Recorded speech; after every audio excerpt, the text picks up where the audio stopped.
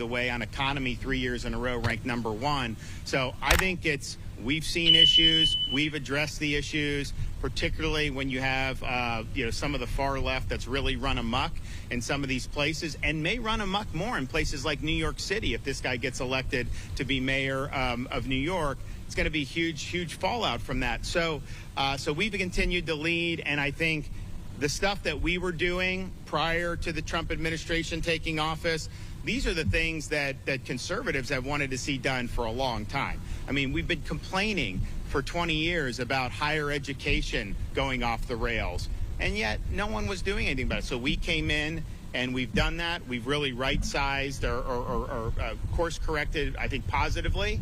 And I think what they're doing with Linda McMahon on higher education is positive. We're working constructively. We just did the accreditation. We're going to have a new accreditor that's going to be able to help us get over some of these things that have been holding back higher ed. So on it goes. Law and order. We've been the leading state on law and order. There's no question about that. So all of this is, we've seen problems.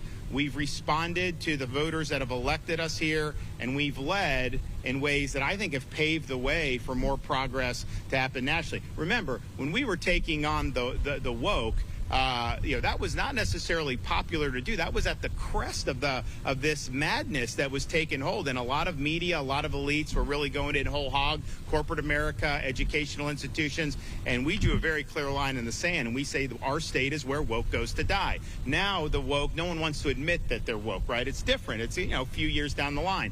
DE&I, we were the first state to eliminate that. That was years ago, and we took a lot of flack for that. Now everybody's running away from DE&I. Women's sports. We were, if not the first, certainly one of the first states to lean in to protect that. That was considered controversial at the time. Now everybody is acknowledging, it's not right to inject a male in these female competitions. So I think on issue after issue, we've been willing to lead, and I think these are addressing problems that a lot of voters have wanted to be addressed. We obviously could do it at the state level. Other states have emulated, and I think now the Trump administration is really focusing on addressing these issues in a national context, and I applaud them for doing that.